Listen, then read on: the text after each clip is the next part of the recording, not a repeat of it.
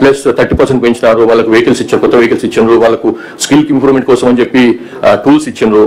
తర్వాత వాళ్ళు వేరెవర్ ఇప్పుడు గోవా, మహారాష్ట్ర, గుజరాత్ అట్లా హర్యానా, ఢిల్లీ అట్లాంటి ప్లేస్లలో పోయి రైడ్లు చేస్తున్నారు.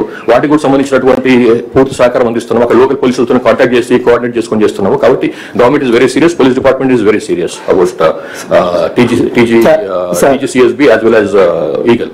సార్, ప్రధాన ప్రతిపక్షంగా ఉన్నటువంటి కొంతమంది నాయకులు ప్రతి అధికారులు, పోలీస్ అధికారులందరూ కూడా పింక్ బుక్ లో ఎక్కిస్తామని కూడా ఛాలెంజ్ చేస్తున్నారు. దీనిపై ఏం చెప్తారు?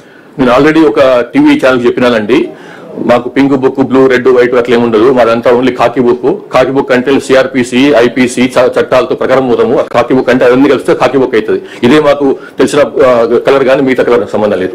So thank you very much. Sir, social మీడియాకి సంబంధించి ఇటీవల చాలా పోస్టులు వైరల్ గా మారుతున్నాయి. వారిపైన మీరు కఠినమైనటువంటి అంటే పీడీ యాక్ట్ లాంటి కేసులు పెడతామని చెప్పేసి అని ఒక ఇన్ఫర్మేషన్ వస్తుంది. అది ఎంత అట్లనేం లేదు, అట్లా తెలుసుకుంటాను మరి. కానీ ఒకటే, సోషల్ మీడియా సంబంధించి ఇంతకుముందు చెప్పినాను నేను, వాళ్ళు వేరే వ్యక్తుల యొక్క శీలహననం చేయకుండా, క్యారెక్టర్ అసాసినేషన్ చేయకుండా, వాళ్ళ గురించి అబద్ధాలు మాట్లాడకుండా, వాళ్ళ గురించి ఇష్టం వచ్చినట్టు వాళ్ళ ఫ్యామిలీ మెంబర్స్ గురించి, వాళ్ళ ఫ్యామిలీ గురించి, వాళ్ళ వ్యక్తిత్వం గురించి అడ్డం రాస్తే మాత్రం తప్పకుండా యాక్షన్ ఉంటుంది. అట్లా కాకుండా ఫేక్ న్యూస్ అది కూడా చేయొద్దు. ఓన్లీ థింగ్ ఏంటంటే, వాళ్ళు with in 4 walls of constitution లో ఏం రాసుకున్నా, ఏం విమర్శ చేసుకున్నా, ఏ సద్విమర్శ చేసుకున్నా, ఏ కన్స్ట్రక్టివ్ విమర్శ చేసుకున్నా, ఎట్లాంటి నిర్మాణాత్మకమైనటువంటి క్రిటిసిజం చేసినా కానీ దానికి మాకు మన నుంచి ఎట్లాంటి ప్రాబ్లం ఉండదు. కానీ దారి తప్పి అది నేరంగా మాత్రం తప్పకుండా విల్ ఎంటర్.